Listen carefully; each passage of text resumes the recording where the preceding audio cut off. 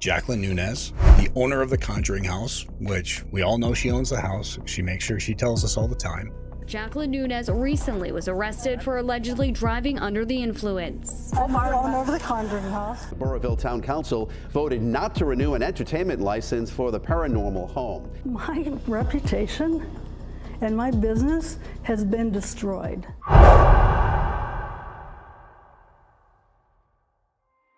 The Conjuring House, the centuries-old farmhouse that inspired a movie based on the experiences of a family who said they were haunted by malevolent spirits there in the 1970s, is embroiled today in a controversy that probably has nothing to do with ghosts.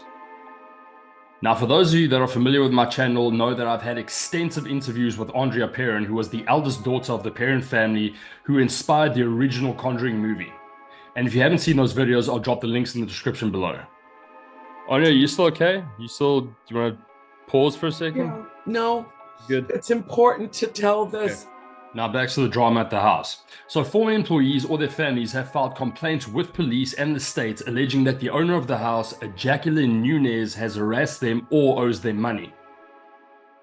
So my entire life, I've been in a deep dive of all things spiritual. When I heard about the Conjuring House, for me, it was an opportunity to really own a place that I knew was authentically paranormally active. Nuñez has stated that employees had stole it from her and says that she has now twice been committed to hospital psychiatric wards, which she believes is part of a move in order to gain control of the house, which draws crowds as a haunted attraction from all over the world.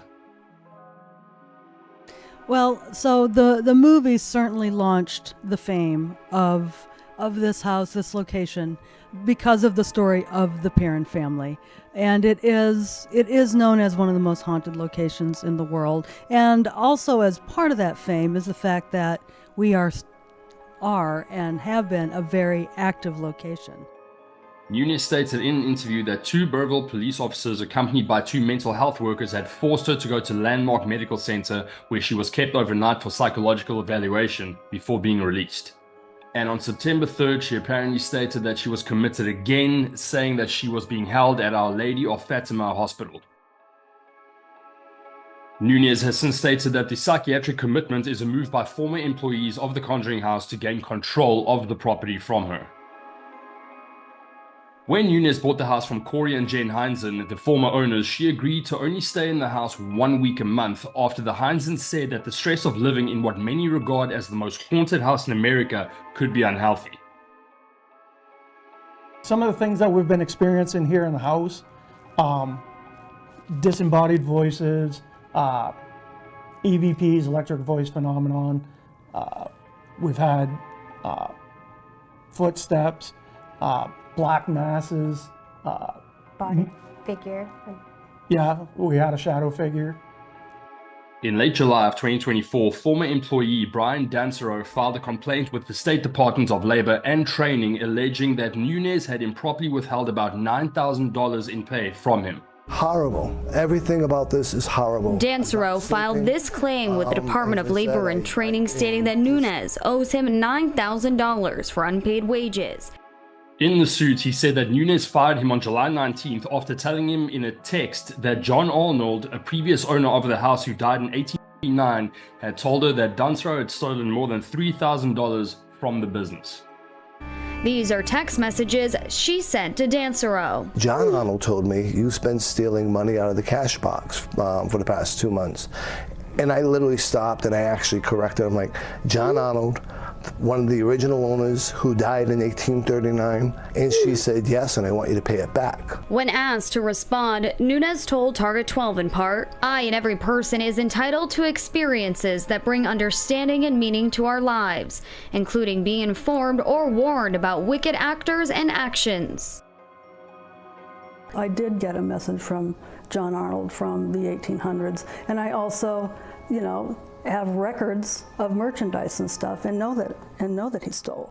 Also in August, Jason Hawes, who starred in the Ghost Hunters TV series about paranormal investigators, filed a complaint with police in West Greenwich where he lives, saying that Nuñez had been harassing him after she had said online that he'd been trespassing at the Conjuring House. In August, Hawes filed this police report claiming Nuñez had been harassing him and his family. She's been still sending me messages, even though we've gotten the no contact order, the no trespass order.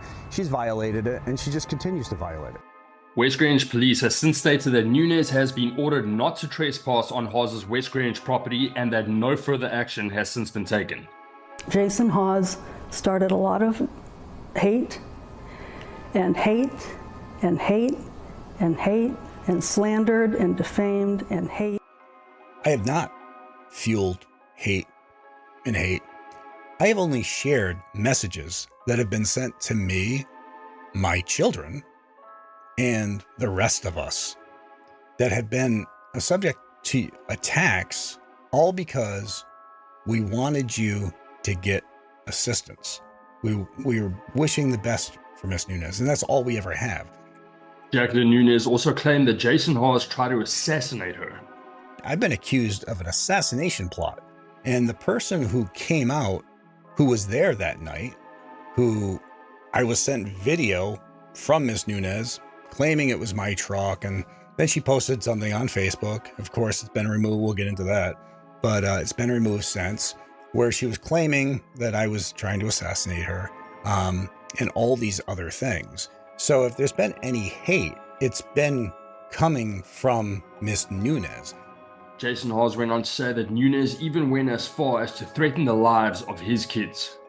She's sent messages numerous times, threats about ending the lives of my children and being okay with spending the rest of her life in jail. Threats or statements that they should end themselves, which I mean, is just insane. It's horrible. Jason Hawes' daughter is, of course, Satori, who, along with her partner Cody, have been accused of performing some dodgy paranormal investigations involving some sort of knocking method to communicate with the spirits, which I'm not going to go into right now. Okay, if anybody's here, I'm going to ask you to make that same noise you just made, maybe, let's say, 4 times, to let me know you can hear me. 1, 2. Amazing. They are, however, waiting to be reimbursed by Nuñez through insurance money for items lost during a barn fire which happened on the property. We had everything from velvet curtains in there to sound equipment, you know, like speakers and stuff for music to play in there. We had furniture, all sorts of stuff. They say Nuñez promised to refund them for their losses using insurance money. I have text messages proving that. And then a few months later, I asked for an update. And she says, oh, I need you to send me the list again, which I did. Nuñez has also lost her business license for the house because on October 22nd, Rhode Island's Department of Labor and Training ordered the business to close due to operating without workers' compensation insurance. All those in favor? Aye. The Burrillville Town Council unanimously voted Monday night to not renew the entertainment license for the Conjuring House. It has hosted guests from all over the world in search of paranormal activity. I think maybe the fact that she's trying to take advantage of the spirits for financial gain might be the reason. Amazingly enough, even without the license, it seems as if Nuñez will not go down without a fight. We have guests booked internationally through December. We have guests flying in internationally. Well, I'm telling them that I'm staying open, so they're going to have to come and shut me down because I'm not going to do that to the guests. To make matters worse, Nuñez was also arrested for a DUI after a chase with police, as she refused to pull over and took officers on a chase through multiple streets before finally stopping.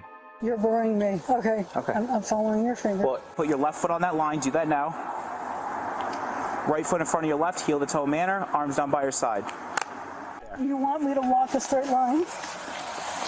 Well, that's not the way that you're supposed to be walking the straight line. You didn't want to listen to the instructions. All right, so do you want to do the one leg stand test or no? Sure.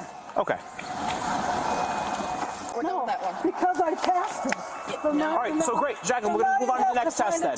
Now you have to find a test that you are going to say that I'm going to fail. Yep, I had a couple of drinks and now I'm handcuffed. Yep, okay. It sounds like that you really need to find a lot more things to pay attention to. How about the fact that people you almost hit driving down here? Eureka booze. Nuñez has also stated that the Conjuring House is not for sale and that she'll probably never sell the property. when the house came for sale, it was an opportunity for me to combine my own personal growth and passion, right, in the spiritual realm, with a location that would really allow us to continue and explore the continuity of consciousness, right? That's what's happening here. I love that. I love that. And whether you Yes. call it paranormal or whether you call it a spiritual experience, it's all the same stuff. Now, from an outsider looking in, the owner does seem a little bit unhinged, shall we say. But in any case, let me know what you guys think in the comments. And if you enjoyed this video, please like and subscribe. And if you're new to the channel, welcome. And please check out some of the other videos that I have on this channel.